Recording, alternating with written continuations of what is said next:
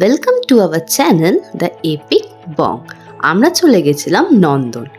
কম বেশি সব মানুষই নন্দন গেছেই, সে বন্ধুদের সাথে চায়ের আড্ডা হোক কিংবা সিনেমা দেখতে। আমি প্রথমবার নন্দন গেলাম। জায়গাটা আর চারদিকের পরিবেশটা আমার ভীষণই ভালো লেগেছে। চারিপাশটা একটু ঘুরে দেখছিলাম, জায়গাটা খুবই সুন্দর, তা বলে বোঝানো যাবে না। কলকাতার নন্দন শুধুমাত্র সিনেমা হল নয়, এটি এক সাংস্কৃতিক কেন্দ্র। এখানে ভালো বাংলা সিনেমা দেখানো হয়, সত্যজিৎ রায়ের আঁকা লোগো আছে, আর সন্ধ্যায় বন্ধুরা আড্ডা দিতে আসে। নন্দন কলকাতার গর্ব, যা সিনেমা প্রেমিকদের জন্য সেরা জায়গা।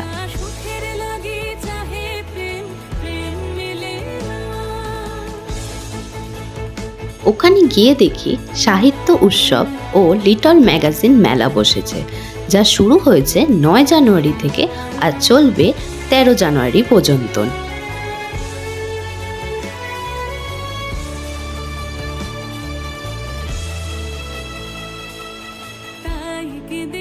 বই প্রেমিক মানুষদের জন্য এই মেলাটা তো খুবই ভালো।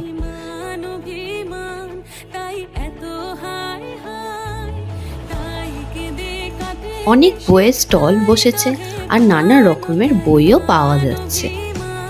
এই মেলায় বইয়ের স্টল তো আছেই, তাছাড়া নানা রকমের প্রোগ্রামও হচ্ছে। যারা গল্প কবিতা লেখে তাদের স্টেজে দেখে কথাবার্তা বলছে। তারপর আমরা আমাদের যে ফাইনাল যে ল্যাব আর কি আমাদের এখানে কথা বলার, সেখানে আমি কতগুলো প্রশ্ন ছুড়ে দেবো প্রত্যেকজন 4জন তরুণ যে লেখক লেখিকা আছেন তাদের কাছে। কিছুক্ষণ প্রোগ্রাম দেখার পর তারপর নন্দনের চারিপাশটা ঘুরে দেখছিলাম। এত আলো চারিদিকে, এত লোকজন, আমার তো খুবই ভালো লাগছিল ঘুরে দেখতে। নন্দন 1985 সালে 2 সেপ্টেম্বর প্রতিষ্ঠিত হয়। এটা বিখ্যাত চলচ্চিত্র পরিচালক সত্যজিৎ রায় শুরু করেছিলেন। জায়গাটা বলতে গেলে এক কথায় অসাধারণ।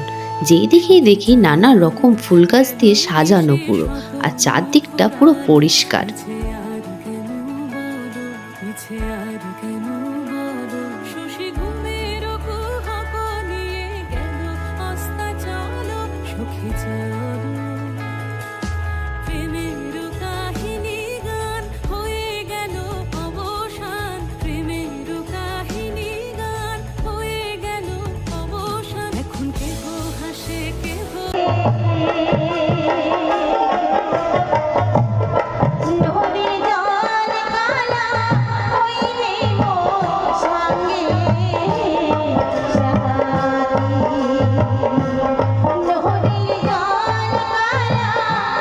নন্দন থেকে বেরিয়ে আসার সময় তার ঠিক পাশেই চোখে পড়ল মহেশ্বেতা দেবীর জন্ম শতবর্ষের প্রদর্শনী হচ্ছিল, তাই সেখানে দেখতে চলে গেছিলাম।